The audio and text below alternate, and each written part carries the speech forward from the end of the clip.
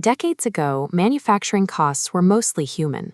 You paid workers by the hour, and those direct labor costs made up the bulk of your expenses. Today, factories look different. As automated systems and robotics replace manual assembly lines, direct labor shrinks. In its place, indirect overhead costs, like factory utilities, complex machine maintenance, and intricate production setups, now dominate the balance sheet. To handle this shift, companies still rely on an accounting method for that older era. They gather all of these diverse indirect costs and combine them into a single, massive overhead pool. Accountants call the resulting practice peanut butter costing. The system takes that giant pool of overhead and spreads it evenly across every product coming off the line. The flaw in this system is how it calculates the spread.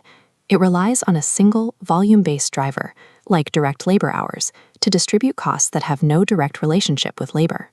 Applying a uniform allocation rate to diverse products creates a phenomenon known as product cost cross-subsidization.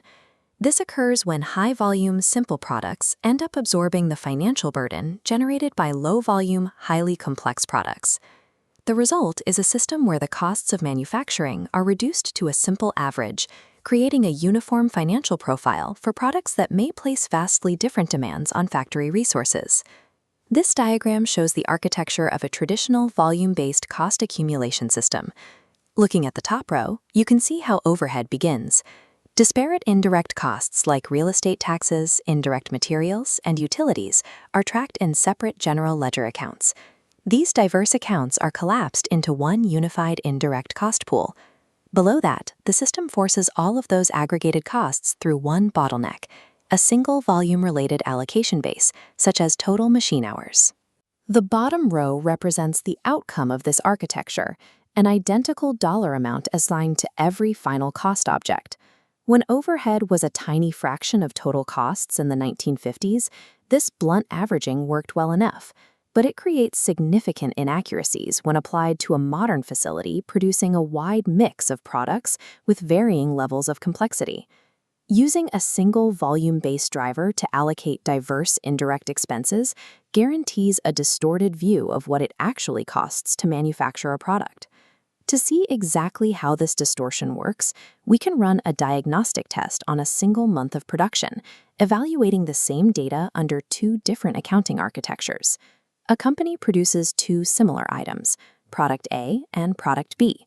Both require 1 unit of raw material costing $14 and 1 hour of direct labor costing $70. The divergence happens at volume.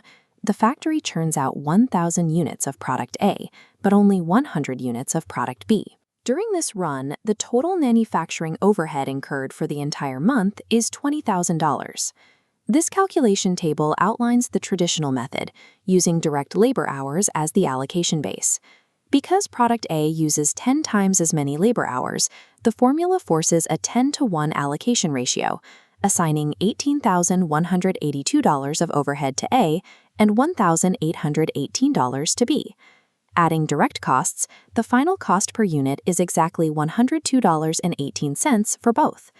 Assuming a $120 selling price, the bottom line shows a perceived profit of $17.81 per unit for both products. Relying entirely on this traditional spreadsheet, management sees two equally healthy product lines contributing positive margins to the business. That spreadsheet ignores the physical reality of the factory floor. The management accountants have determined that the $20,000 in overhead consists almost entirely of production line setup costs, not labor. Setting up machines for a run requires meticulous reconfiguration. Crucially, both products require the exact same setup time, regardless of how many units are produced. This second table recalculates overhead using setup time as the allocation base instead of labor. Because setup times are equal, the $20,000 overhead is split 50-50.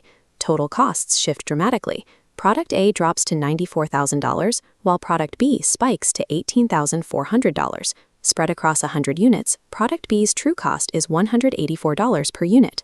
The profit margins invert entirely.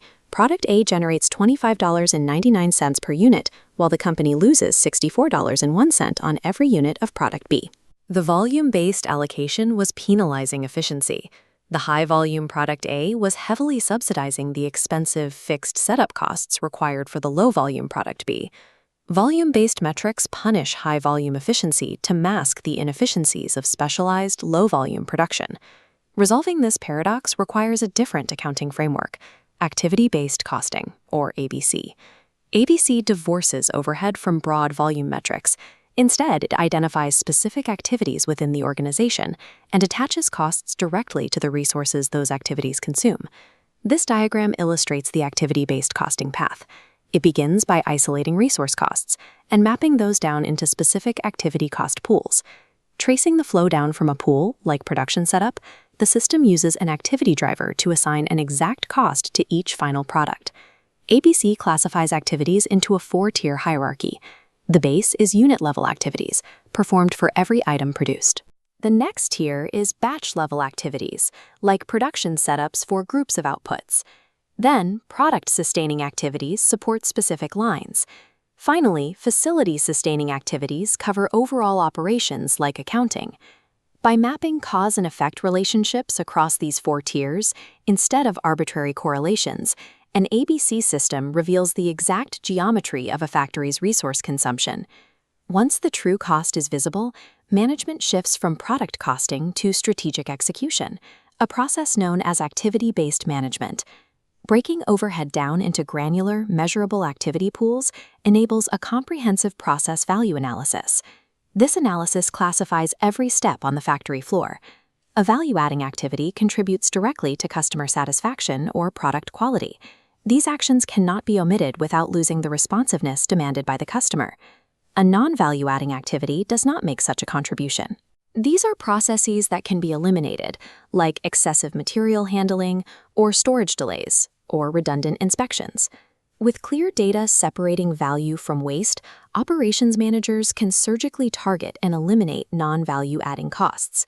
Activity-based costing provides the structural blueprint required to optimize operations and isolate the specific activities that drive true profitability in a complex manufacturing environment.